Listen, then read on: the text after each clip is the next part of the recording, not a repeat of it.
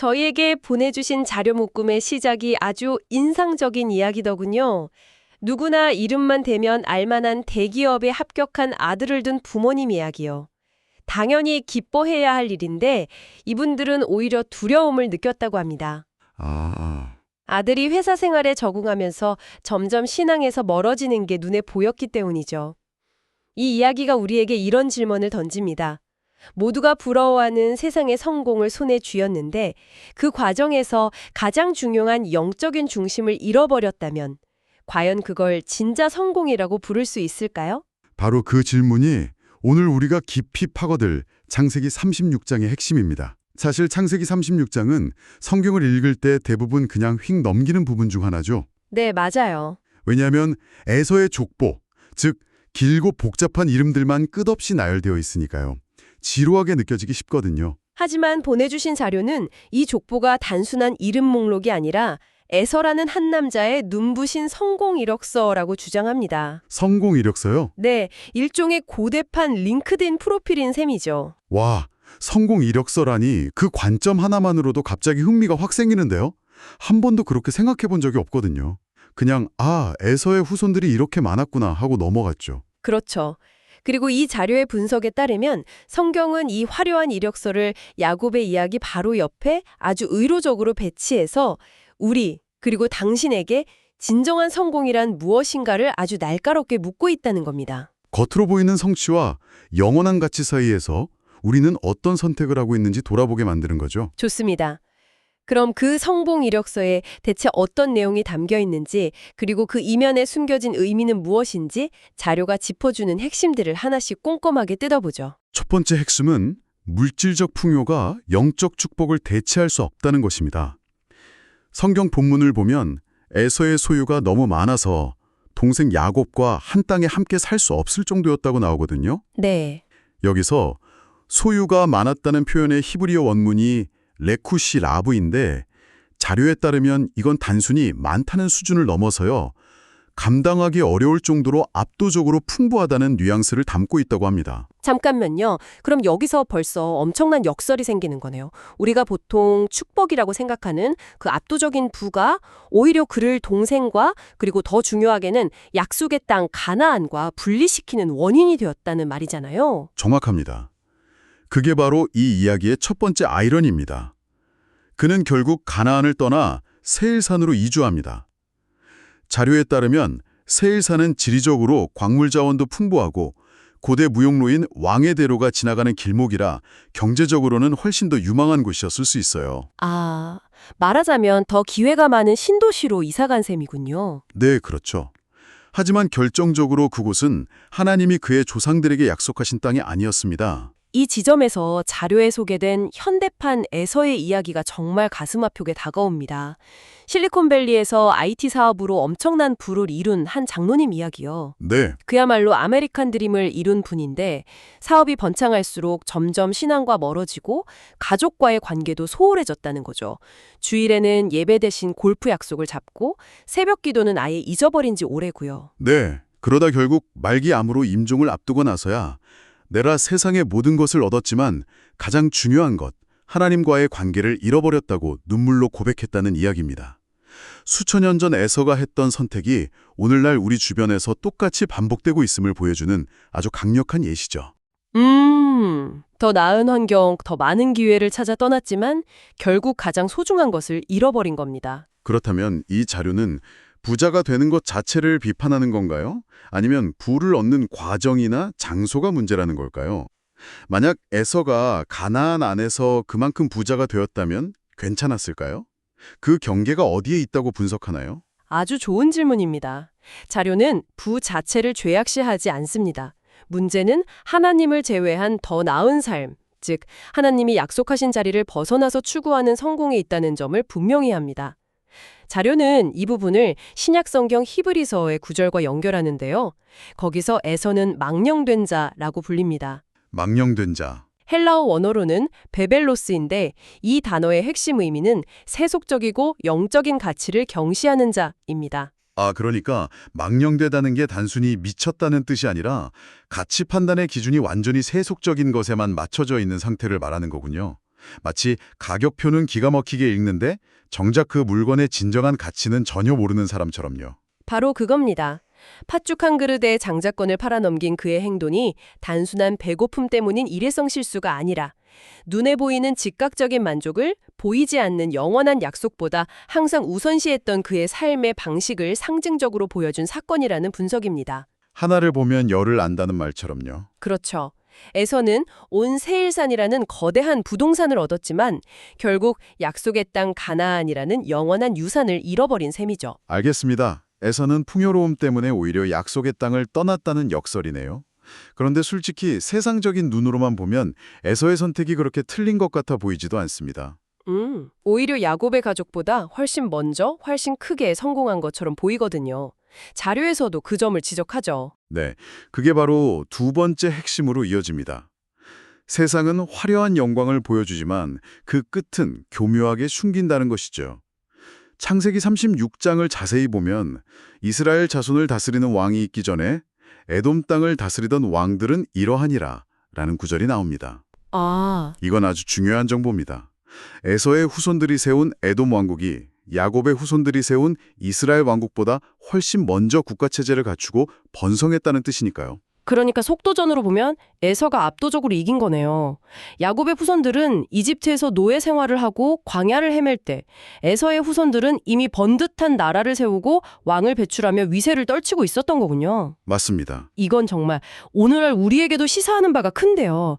남들보다 뒤처지는 것에 대한 불안감이 우리 사회에 팽배하잖아요. 맞습니다.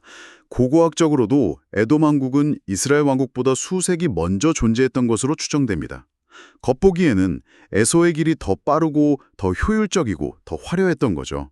하지만 자료는 바로 이 화려한 왕들의 목록 속에 숨겨진 무서운 문학적 장치를 발견해냅니다. 문학적 장치요? 에돔 왕 8명의 이름이 차례로 나열되는데 그 이름 뒤에 마치 후렴구처럼 히브리어 단어 하나가 계속해서 반복된다는 점입니다. 바로 바야모트, 즉 그리고 그가 죽었다는 말입니다. 와, 그건 정말 소름이 돋네요. 한번 상상해보세요. 벨라가 왕이 되었고 그의 도시 이름은 디나바였다. 그리고 그가 죽었다. 그 뒤를 이어 요밥이 왕이 되었다. 그리고 그가 죽었다.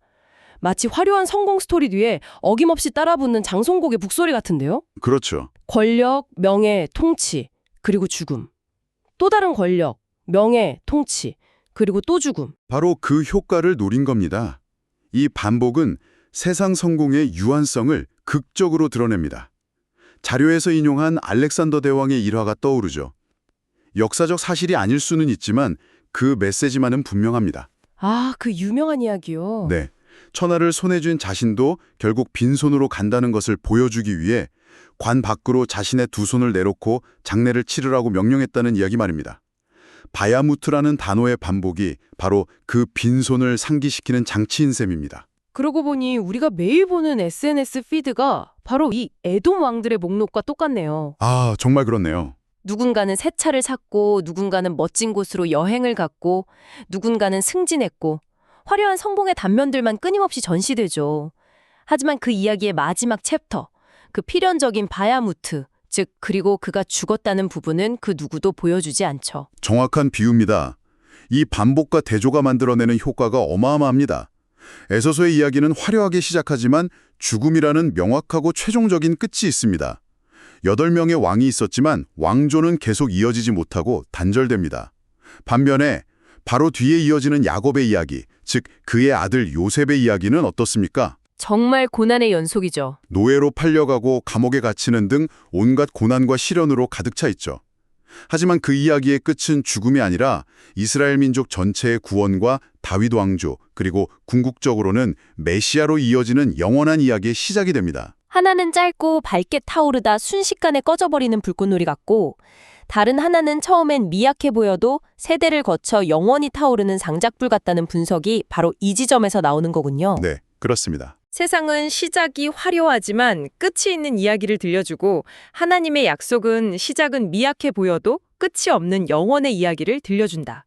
이 대비가 정말 선명하네요. 네, 이것이 바로 성경이 굳이 지루해 보이는 에서의 족보를 그토록 상세히 기록한 뒤 곧바로 파란만장한 요셉의 이야기를 시작하는 문학적, 신학적 이유라는 것이 자료의 핵심 주장입니다. 이 두 가문의 대조가 정말 흥미롭습니다.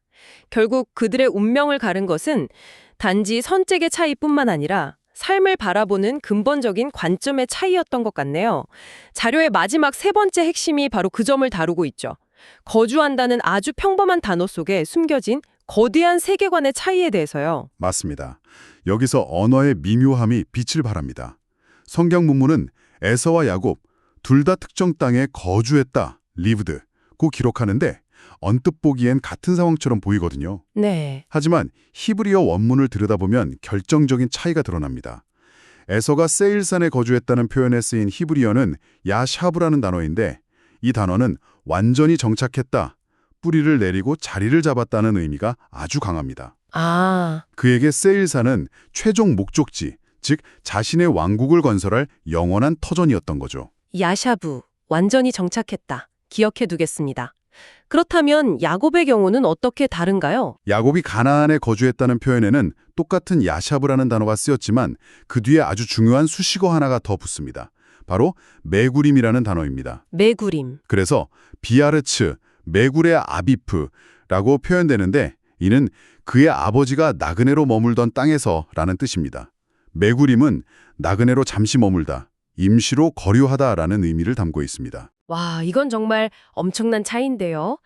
잠깐만요. 그럼 똑같이 거주했다고 번역된 말 속에 한 명은 여기가 내 인생의 종착역이고 내 모든 것이다 라고 생각한 반면 다른 한 명은 나는 지금 잠시 머무는 순례자일 뿐이고 진짜 목적지는 아직 오지 않았다고 생각했다는 거잖아요. 바로 그거죠. 그 작은 단어 하나가 두 사람의 인생관 전체를 보여주는 셈이네요. 그렇습니다. 에서는 눈에 보이는 땅에 자신의 모든 것을 걸고 영구적인 집을 지으려 했습니다. 그는 목적지에 도착했다고 믿었죠. 반면 야곱은 비록 그 땅에 살고 있었지만 자신을 여전히 약속의 성취를 기다리는 나그네로 여겼습니다.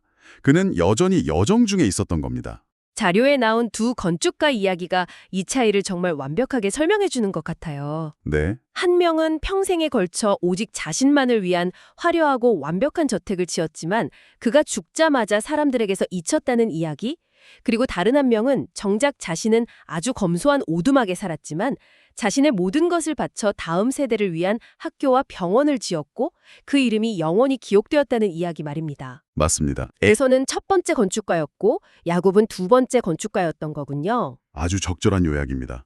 그래서 이 자료는 마지막으로 에서와 야곱의 인생을 대체대조표 형식으로 비교하며 우리에게 질문을 던집니다.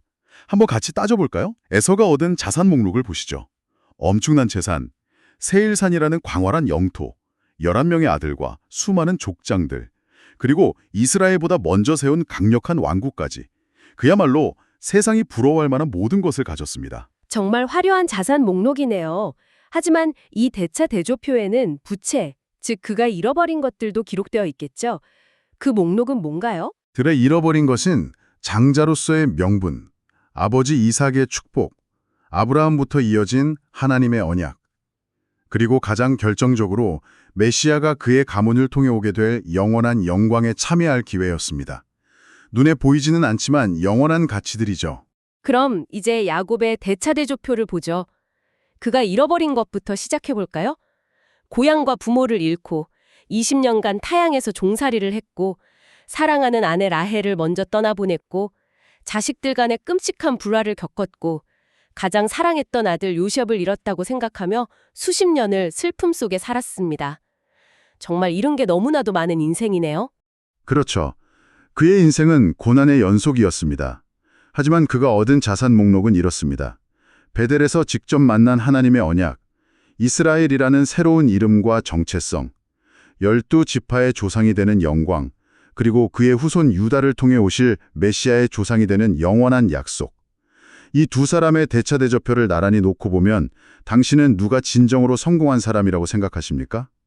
자료는 바로 이 질문을 우리 가슴 한복판에 던지는 겁니다. 자, 오늘 이 분석을 통해 우리는 창세기 36장이라는 그냥 지나치기 쉬운 족보 속에 담긴 깊은 의미를 살펴봤습니다. 이 모든 내용이 결국 지금을 살아가는 우리에게 무엇을 말해주고 있을까요? 자료는 우리 앞에 세 가지 길이 놓여 있다고 정리합니다. 첫째는 눈에 보이는 세상의 성공을 향해 달려가는 에서의 길입니다. 네. 둘째는 세상과 적당히 타협하며 하나님과 재물을 겸하여 섬기려는 어쩌면 가장 많은 사람이 걷는 길이죠. 그리고 마지막 셋째는 당장은 손해보는 것 같고 더디고 고난이 따르더라도 보이지 않는 하나님의 약속을 굳게 붙드는 야곱의 길입니다. 이는 결국 우리가 성공이라는 단어를 어떻게 정의하고 있는지 근본적으로 되돌아보게 만드네요. 우리가 무의식적으로 추구하는 성공의 모습이 어쩌면 야곱이 아니라 에서가 쌓아 올렸던 것들, 부, 지위, 명예, 빠른 성취과 놀라울 정도로 닮아 있을 수 있다는 생각이 듭니다. 맞습니다. 이 자료가 말하고자 하는 것은 그런 세상적인 성취 자체가 무조건 나쁘다는 것이 아닙니다. 다만 그것이 더 깊고 영원한 영적 목적과 분리되었을 때 그 모든 것이 바야 모트, 즉 그리고 그는 죽었다는 허무한 결말을 맞이할 수밖에 없다는 경고를 보내는 것이죠. 정말 많은 생각을 하게 됩니다. 이 깊이 있는 분석을 바탕으로 우리가 각자 곱씹어 볼 만한 마지막 질문을 하나 던지면서 마무리하고 싶습니다. 이 자료는 에서가 물리적으로 약속의 땅 가나안을 떠난 것에 초점을 맞췄습니다. 네, 그랬죠. 그렇다면 이런 질문도 가능하지 않을까요? 오늘날 우리 자신의 약속의 땅, 즉 우리의 신앙 공동체나 교회, 가정이라는 공간 안에 물리적으로 머물면서도 우리의 마음과 가치관은 이미 에서처럼 세일산으로 떠나 있는 것은 아닐까요? 다시 말해 당신의 몸은 야곱의 땅에 있지만 당신의 영혼은 이미 에서의 땅에 야샤부, 즉 완전히 정착해버린 것은 아닐까요?